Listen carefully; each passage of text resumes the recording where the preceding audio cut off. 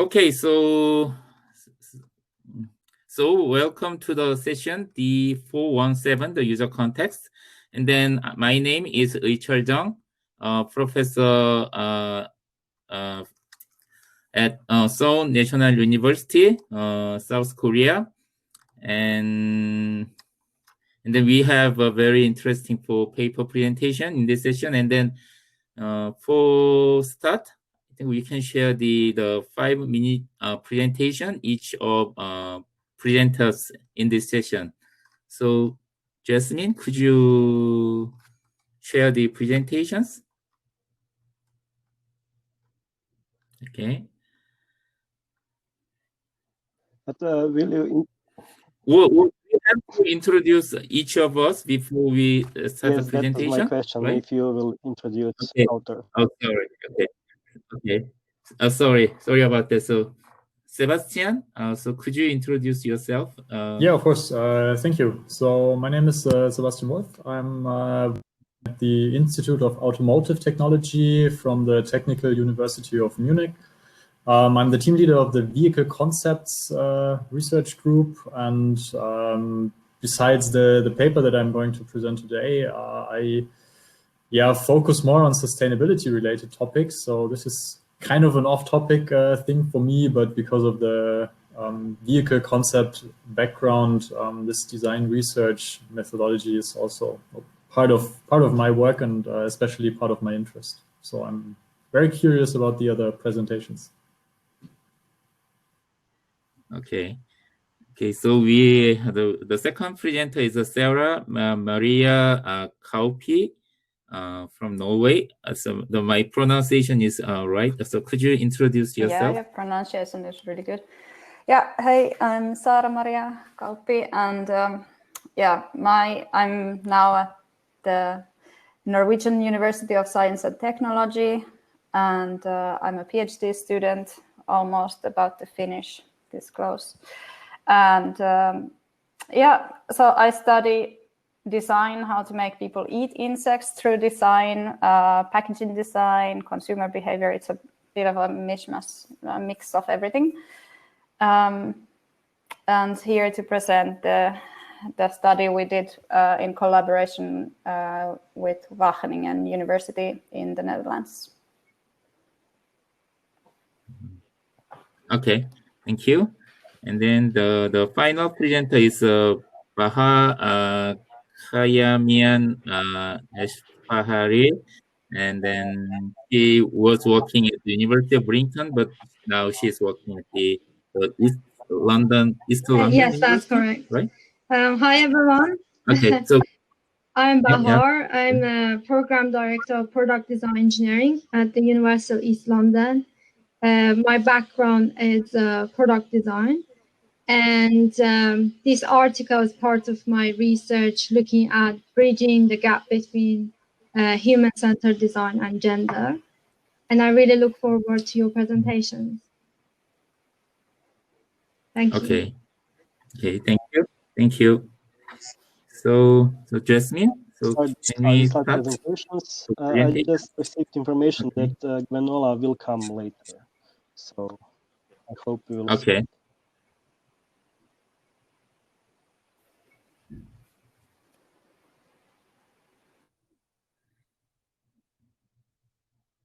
Everyone, my name is Sebastian Wolff, and I'm very happy to present to you the Mobility Box. The Mobility Box is a collaboration between Stanford Center for Design Research and the Institute of Automotive Technology from the Technical University of Munich.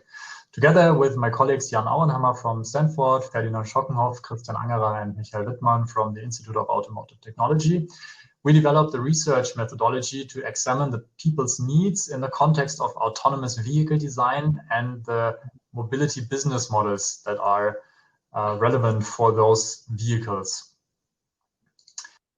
But let's start with our motivation. If you are looking in the autonomous vehicle landscape, you will see different trends. For example, you can see that mobility or ride-sharing services such as Uber are moving into the direction of autonomous driving, as you see on the left. You can also see that this technology allows us to change the interior of the vehicle by, for example, integrating office spaces or other activities that were not possible before in a car.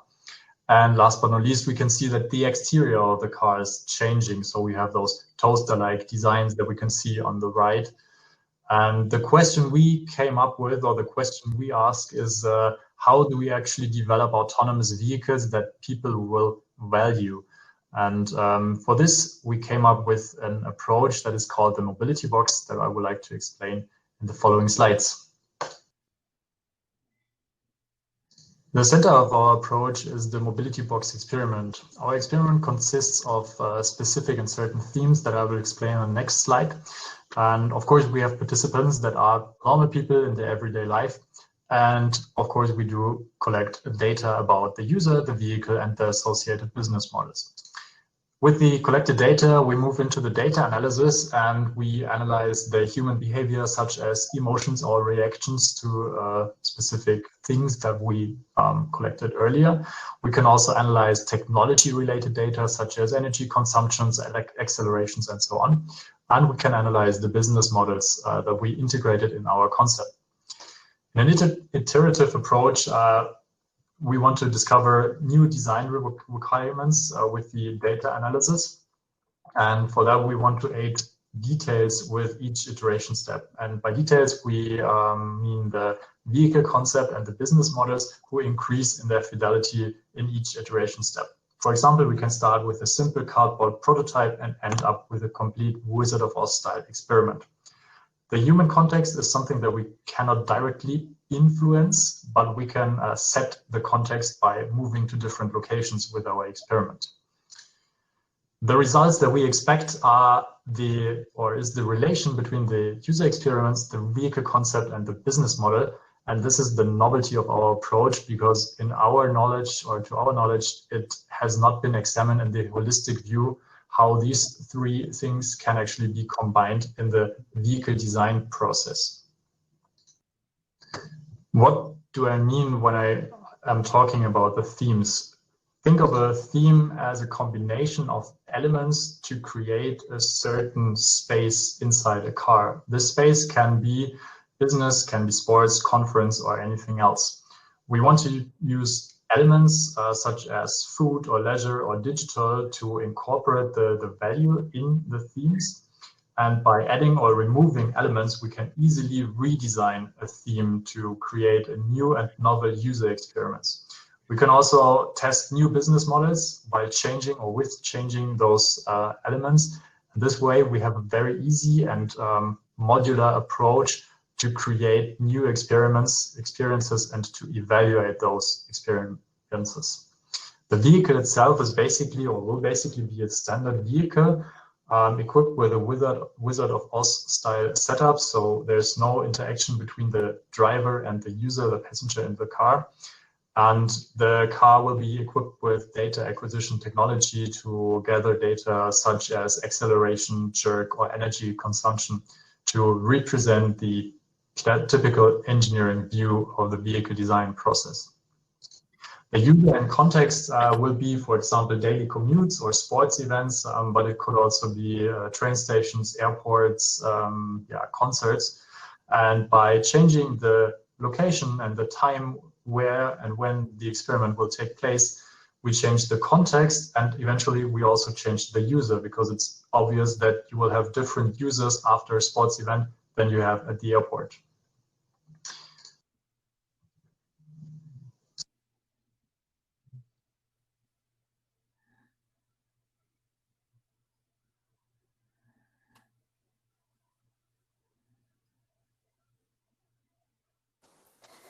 Hello, I'm Saara-Maria Kauppi from the Norwegian University of Science and Technology, NTNU.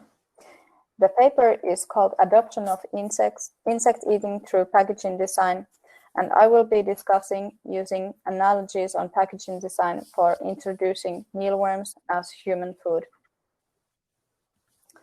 Insects have been promoted as sustainable meat substitute because of their efficiency to use resources to grow themselves.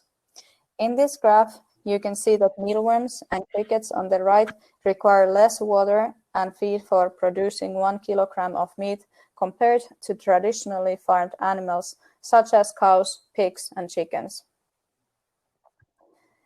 Although insects are more environmentally feasible than most of the animal protein we currently consume, the problem is to get consumers eating insects. The consumer research on insects has increased in the recent years. Currently, we know quite a lot about the consumer, the product, and about the adoption strategies and what factors within those categories influence the consumption of insects. We will position this paper within the adoption strategies where design-focused strategies are mentioned. The theoretical framework of this paper discusses packaging and how packaging design can influence the consumer behavior. For instance, packaging is often referred as the silent salesman, as packaging creates the first impression of the food when people are shopping. However, the main theoretical view on this paper is the use of food analogies, in another word, comparisons, linking the known food with novel. In this paper, we compared relational analogy to similarity-based analogy. We tested which analogy works better for the consumer, how to use mealworms, or how do mealworms taste like. The consumer test consists of 2 parts, focus group interviews and a survey. First, we had the focus group discussions with experienced and inexperienced consumers with insect eating, from which we gathered the ideas used in the survey. Gradually, falafel was selected as the relational analogy and seeds were selected as the similarity-based analogy. About design choices, the focus group did not want mealworms in the title. Therefore, we changed it to happy worms. The focus groups did not wanted some notion of the benefits of eating insects, so we added sustainable protein. Interviewers also wanted some transparency for seeing the product. Therefore, there is the small window for seeing the mealworms. For relational analogy, we have falafel and the text prepare like falafel. And for similarity-based analogy, we have seeds and the text taste and texture like seeds. We also had both analogies in one design and one design option without any analogy. Among all participants, 115 respondents, there were no substantial differences in preference between the packaging B with the relational analogy and D with both analogies, as both designs scored well. However, in the total scoring of the packaging, C with similarity-based analogy was less preferred than B and D. The experienced consumers preferred both analogies over relational analogy, but the margin was small. So from this test, we can understand that analogies are recommended to be used when marketing novel foods. Falafel gave an idea of a proper dish compared to seeds that is only an ingredient. A prepared dish offers more information about the food and gives concrete suggestions what to do with the product. It also refers to practices how the product can be used. The falafel image gives more visual information about the possibilities than seeds in this case. The packaging with both analogies on the right gives even more visual and textual information for the consumer. Thank you for your time.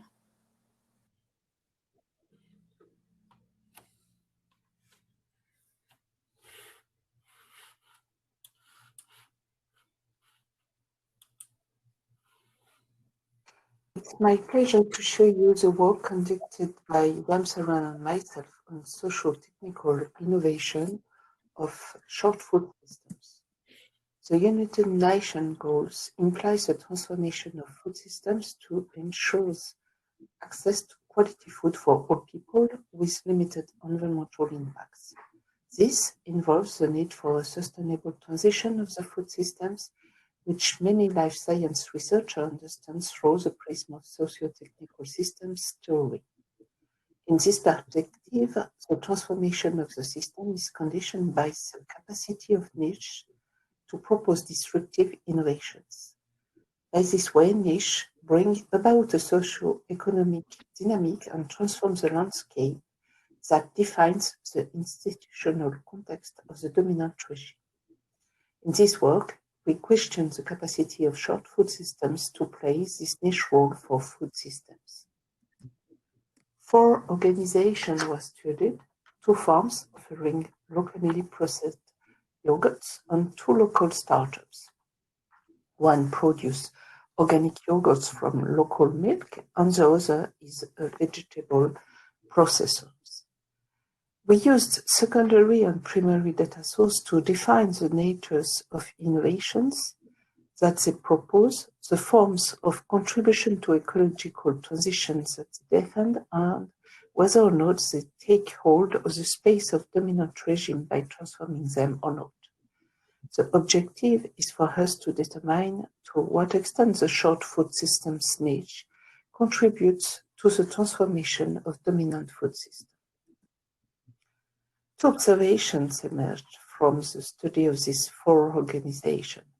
Firstly, they all propose several actions through the products themselves and through their practice to contribute to the ecological transitions. Secondly, almost all of them have a dynamic approach. As their activities develop, they tend to increase the number and diversity of the issue they want to address, supporting a continuous transformation of the food system. A vegetable processor is the only one that has not evolved in its offer. A major finding of our study is to show a shared dynamic in the development of the activity of the organization studied. Indeed, the role of the French law Egalim, which imposed the development of sustainable food products in public canteen, is leading to a transformation of the purchasing and distribution systems. The change has a repercussion on the private canteens of companies by opening up new markets for producers. This transformation of the dominant regime facilitates the empowerment of the niche.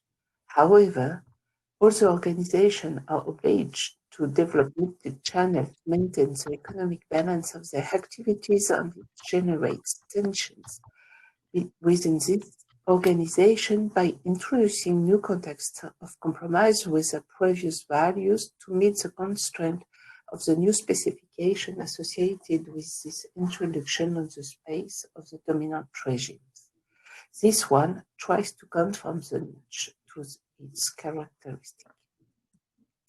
So, the short food system can be described with what Smith and Raven call the fit and stress strategy, which is a pragmatic approach in which both the niche and the dominant regime fit together.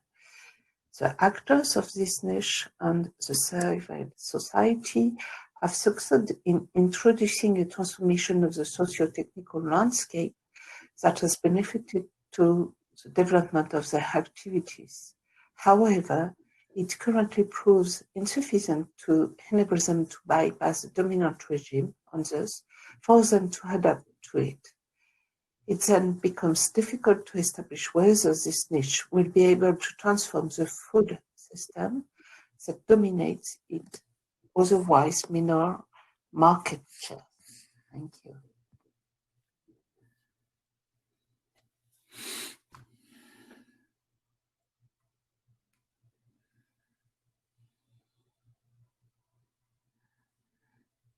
Good morning, everyone, or good afternoon, depending on where you're listening from. My name is Bahar. I'm the program leader of product design engineering at the University of East London. And within the course of this presentation, I'm going to talk about my article on putting user in context, a participatory design approach using a simulated beach environment. This article reflects on how the combination of human-centered design approach and understanding gender results in increase in sun protection behavior in young men. So let's start with the problem statement. Skin cancer is the UK's fastest growing cancer and the second biggest killer of young men. According to the Cancer Research UK, 85% of skin cancer cases are caused by overexposure to the sun and sunburn. And just by protecting the skin cancer can be prevented. In particular, sun protection behavior such as using sunscreen and wearing protective clothing plays a crucial role in the prevention of skin cancer. The literature has highlighted young men aged 18 to 24 are the least likely to engage in sun protection behavior, and they are at more risk of developing skin cancer. So here is the challenge. How can we improve young men's sun protection behavior? There has been a considerable growth in digital wearable products that aim sun protection. These wearable products aim to monitor daily UV exposure and alert the user to apply sunscreen and seek shade. Despite the increasing awareness of young men related to the risk associated with sun overexposure and sunburn through campaigns, the least changes in young men's behavior are in terms of covering up, using sunscreen, and reducing the time spent in the sun. However, women are more likely to use sunscreen and seek shade to protect themselves from the sun. The review of literature shows human-centered design is a problem-solving approach and is able to tackle this problem. Human-centered design is a process that starts with understanding the problem, understanding the user needs, and translating them into user requirements to develop new insights, and it ends with innovative solution, ensuring that people's needs are met. The interpretation of meanings and values in relation to how people approach products is central to the human-centered design philosophy. The primary aim of this approach is to identify the user needs. However, in this article, we argue that there is a lack of understanding of and even awareness of gender in human-centered design. This approach sees gender as static and stable regarding male or female to one gender or another. However, gender is performed, is multiple, and is dynamic. It's relational and constructed in various ways over time in a particular context.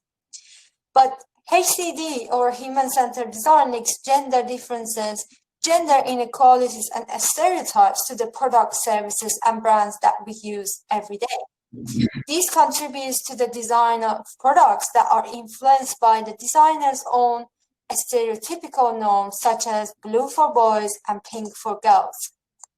Initially, observations were conducted over 6 days with 20 participants on the Brighton beach. The main purpose of this study was to observe young men's sun protection behavior in their natural setting. This study was followed by 8 participatory design sessions, which involved 28 participants. The main layout of this study was designed to replicate the beach environment, and it stimulated naturally occurring behavior of participants' performances and their interactions in their simulated beach environment. The main purpose of this study was to explore the product language embedded in various sunscreen products in relation to the participants' gender and masculinity.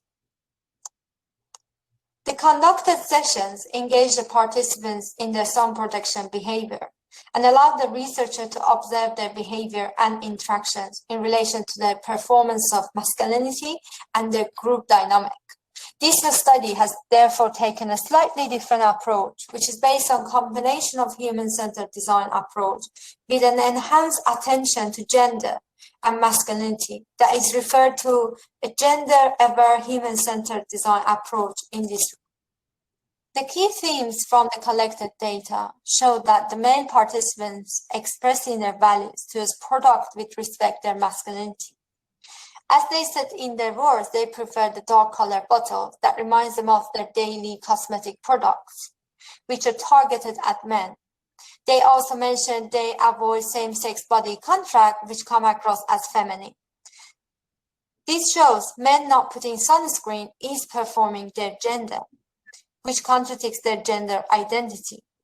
Also, they show their interest in characteristics and properties of the product targeted at men, including color, which are related to the previous experiences.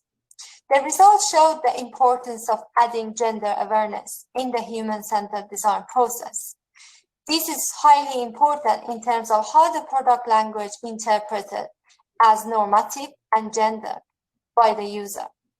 It also indicates the influence of designers' own gender and their gender perceptions in their design, which plays a key role in products' properties such as form, material, shades, and colors. It also bridges the gap between the world of designers and the world of the users regarding the language embedded in these products. This research opens new avenues to add gender awareness in design for the design community, for the health promotion agencies and tech firms, and to tackle health-related behaviors. In cancer-related research to save lives, where design has a key role in health promotion. And thank you for listening, and I look forward to your questions. Thank you for your presentations. So now we move to the Q&A session to discuss the papers. So if you have any questions, you can put your question on this chat board. And we have one question from Laura to the Bahar. So could you, could you make an answer for Laura's questions? Yes, thank you, Laura, for your question. So you've asked, was there a notable difference between the rejection of the product and the rejection of the action of applying sunscreen? And was one more common or stronger than the other, for example? Yes, that's a very good question.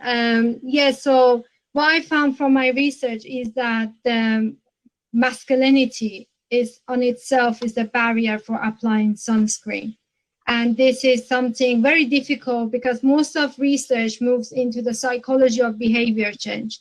What I've done within my research, I looked at the social understanding of the problem, understanding what is the gender as a barrier in that particular sun protection behavior.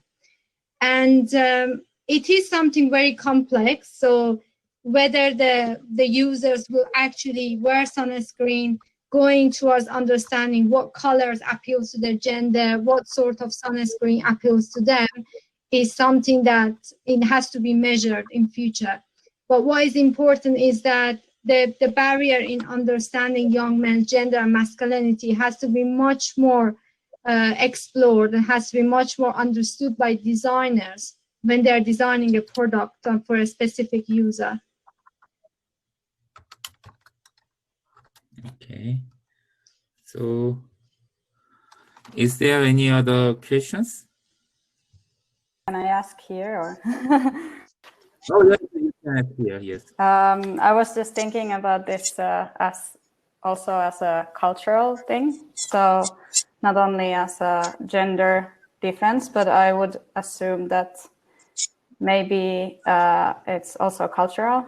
Coming from the Nordic countries, I think maybe, and I've seen some kind of masculinity chart at some point, and the Norwegian masculinity is lesser than in some other places. So maybe it's also cultural.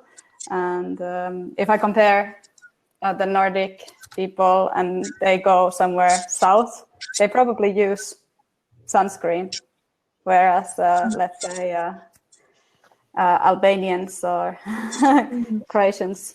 Yes, absolutely, Sarah. That's a very valid point. Actually, so my research was I looked at specifically young men's sun protection behavior in the UK, because the rates of skin cancer are really high in the UK compared to the elsewhere in Europe. And yes, as you said, is a lot of roots. Is gender, is culture, is identity, is the age. So a lot of factors contributing together.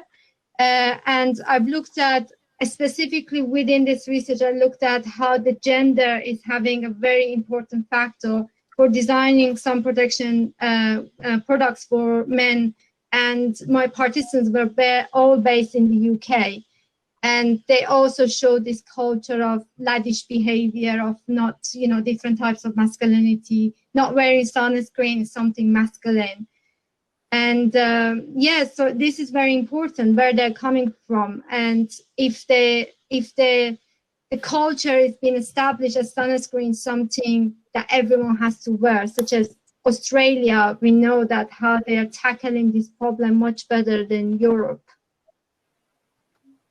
I hope I answered your question. I also got another question from Sebastian, and you've asked, how do you see the potential of human-centered design to eliminate gender barriers, biases?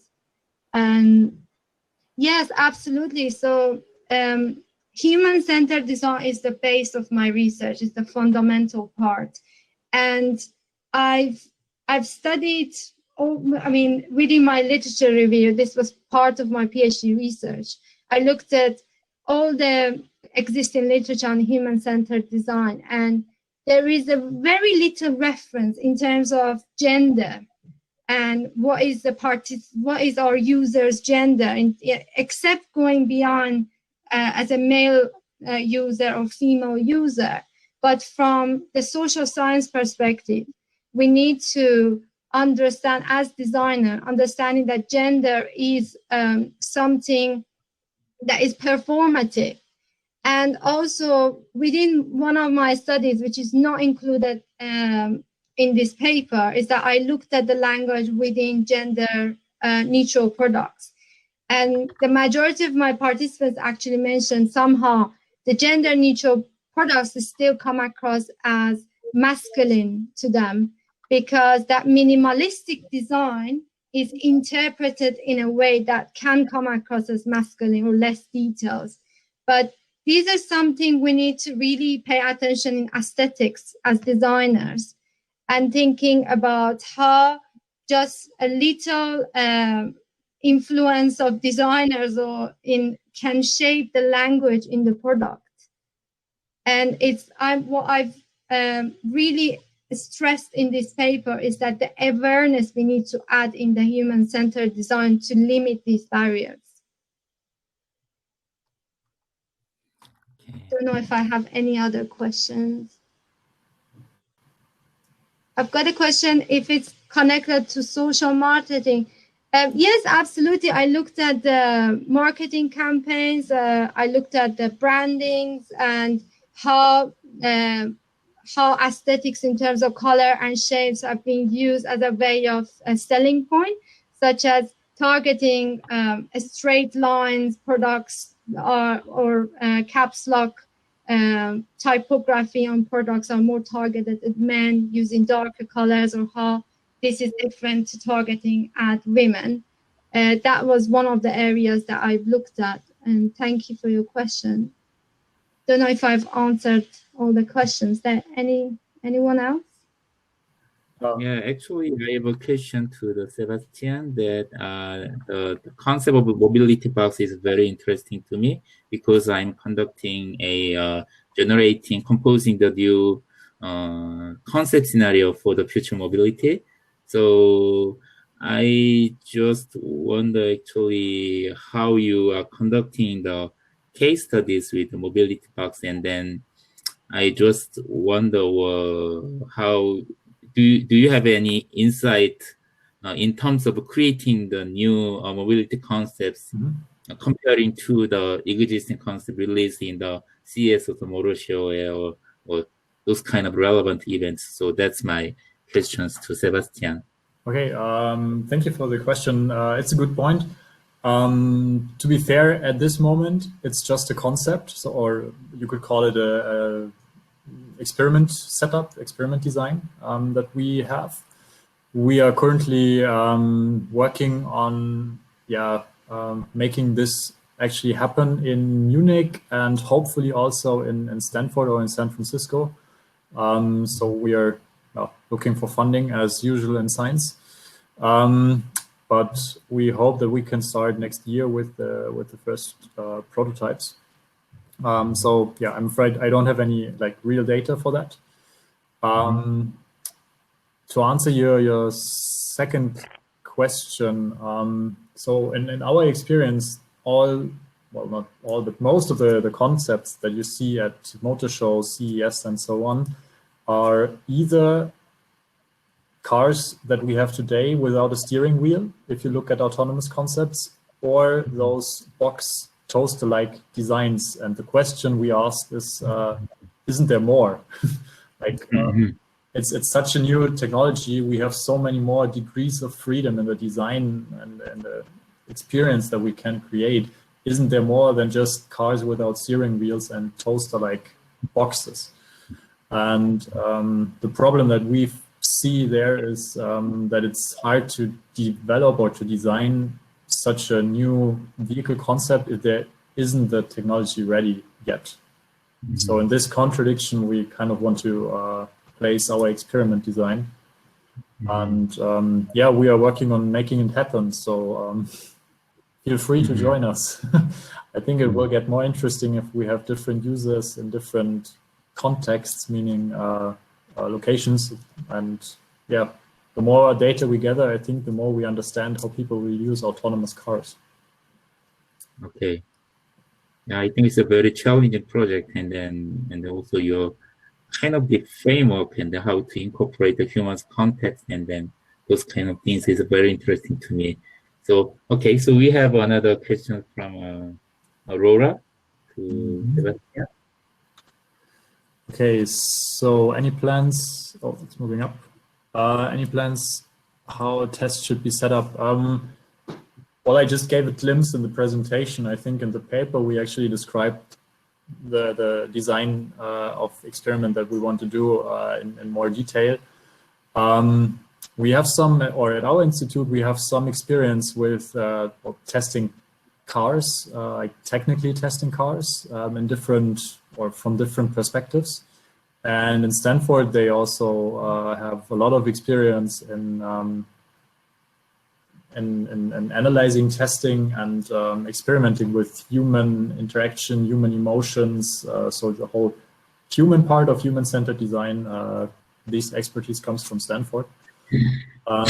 Well, any predictions what the outcome may be, it's hard to tell. Maybe the box is already the perfect design. But I just believe that there will be more. It's not. Well, I don't have any predictions actually. It will be interesting to see what comes out. Maybe the people like those boxes, so they don't want anything else, or they wouldn't use anything else. I hope this answers the question, although I kind of avoided a real answer.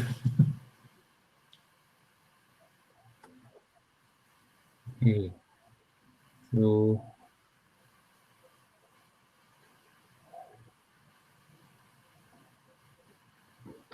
okay, and then do you have any other questions? I have a question to the Sarah, the very interesting packaging design. So actually, I just wonder why you still put the picture of the mealworm on the packages. I think if you remove without that one, I think maybe there is another possibilities to increase the people's eating of the insects. So why you still leave that mealworms photos on the website, and then is there any reason? Can I ask it? Yes. That's a good question. So what we did in this study is that we had the focus group first, and we had this focus group discussions. So we had a group of experienced insect eaters and another group of inexperienced insect eaters. From those, we draw the design ideas. So we asked them, like what should be in the packaging. And so it came from the experienced eaters that like it should be shown a little bit, not much, but a little bit. The fun stuff with COVID is that I'm in my kitchen myself and I have a pack of mealworms here. So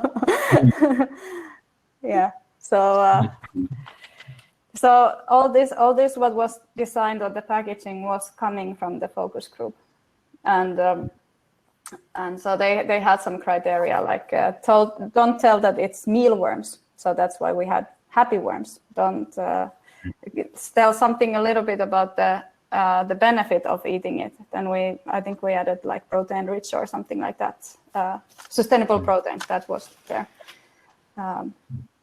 So these things. I see.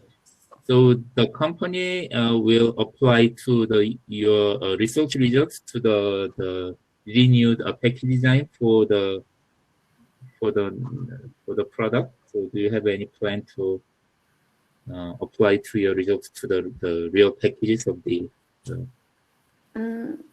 Well, not implications, not as such, but actually the co-writer is working in a company nowadays. It at the time she didn't, but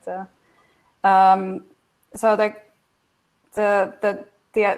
takeout what we can give for the companies is like we compared the taste and how to use, which one works better, and so how to use works slightly better than describing the taste, but adding those both is important. And I think for any new novel food is really important to describe how you can use it. So kind of educate the consumer through the packaging. So that is the takeout. I see. Can I ask a question from Saara, please? Okay. Very interesting in terms of your study for different packaging. And I was wondering if there was a like a pilot study or something to research more about different colors or different options before concluding into these 4 specific ABCD packages. Yeah. So yeah, I've done earlier a study where there was a little bit of different colors, and that's so what I can say now is that the colors kind of indicate what you want to communicate. So we added green because we were indicating sustainable food. And but that's not the case in all cultures. So also colors are really culturally related. So that is the case of maybe here in Europe.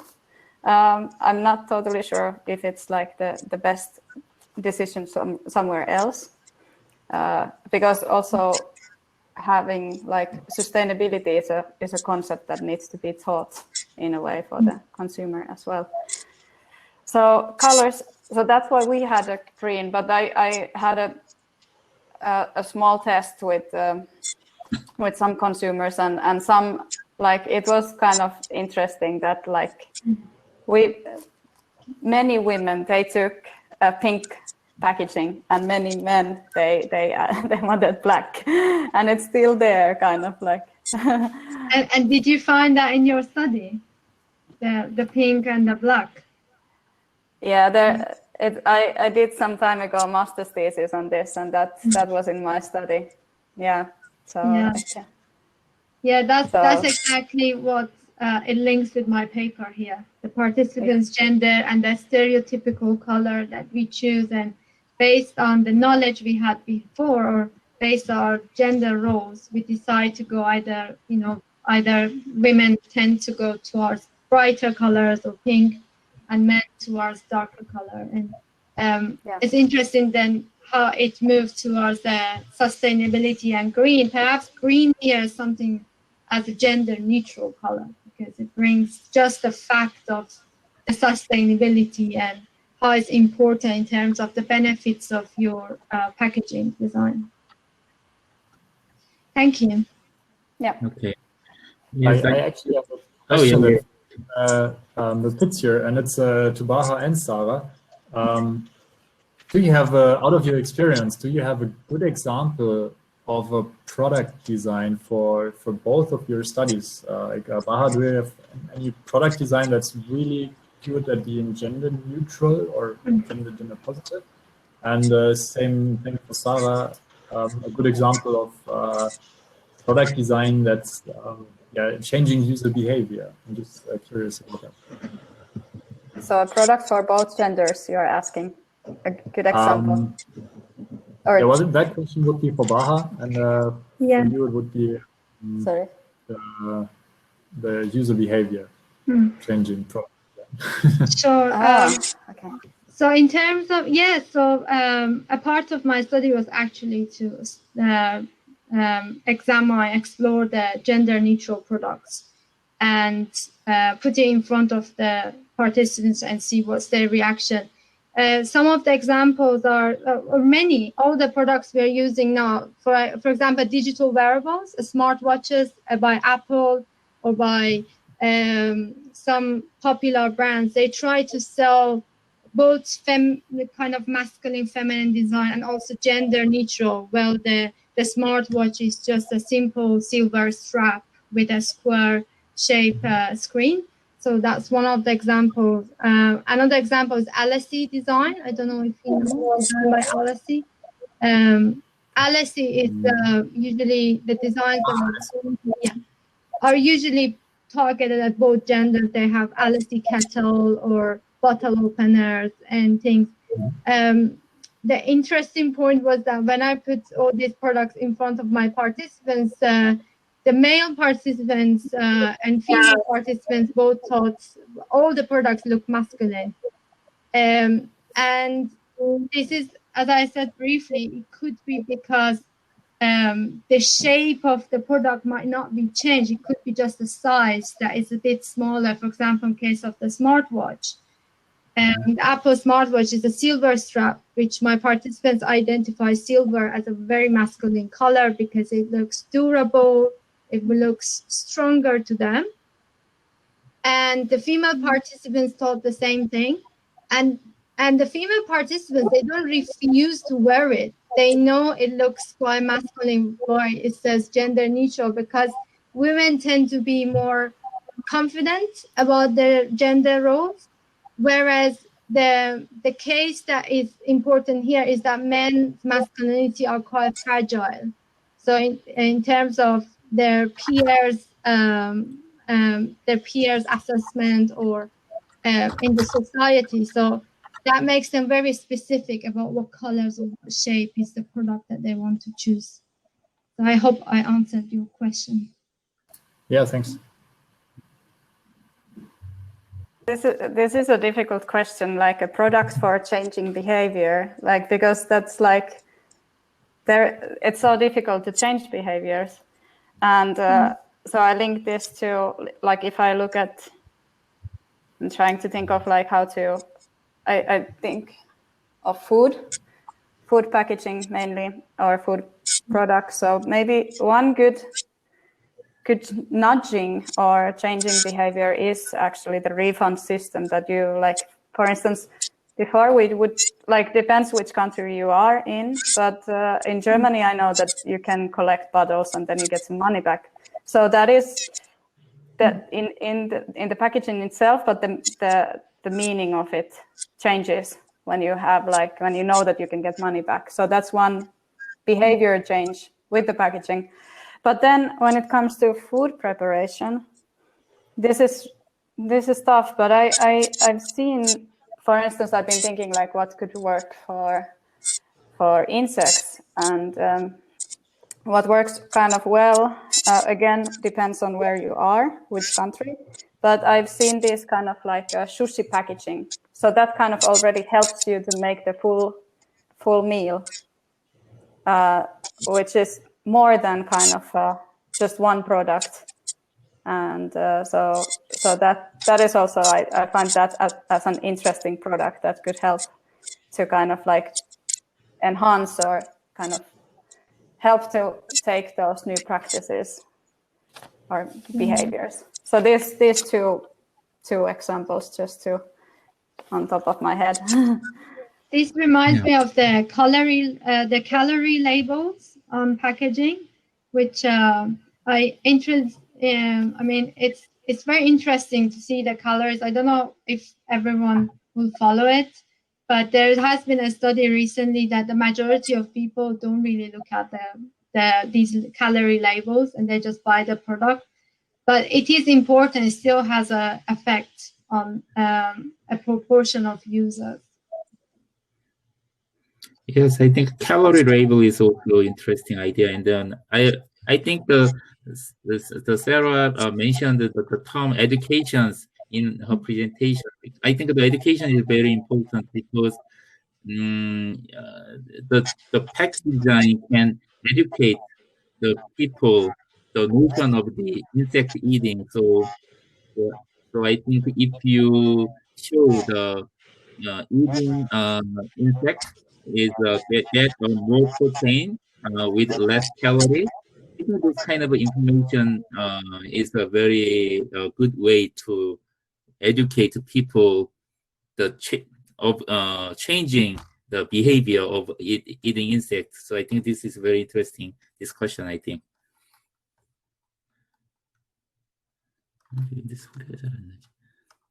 A question: you can change behavior by quantity the consumer can use, for example. A good point not to have like oversized packaging or oversized products.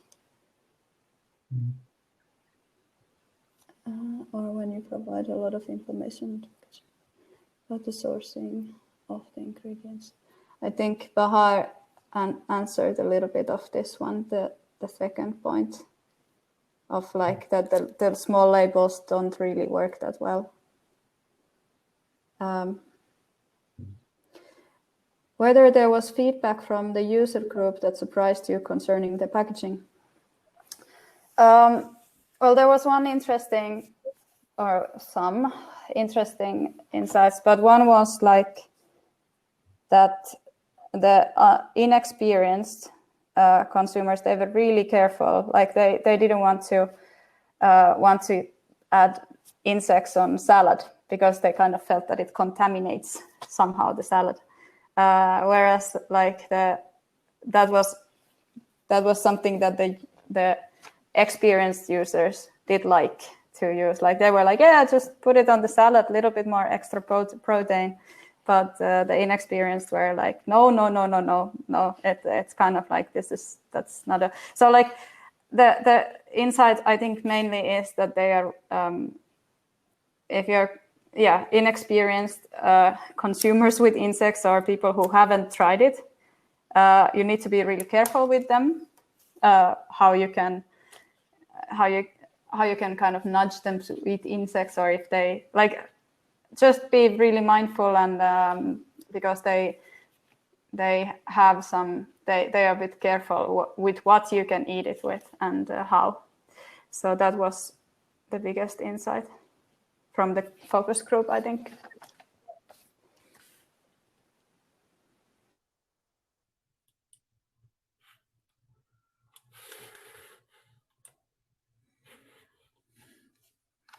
Okay, so is there any more questions?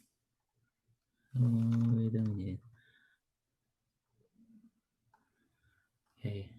So is there any questions to Gwenola from Paris? Actually, she seems not to join this discussion via video, but if you have any questions to Gwenola's presentation, I think you can leave some comment on this chatbot, I think. We only have 5 more minutes to discuss.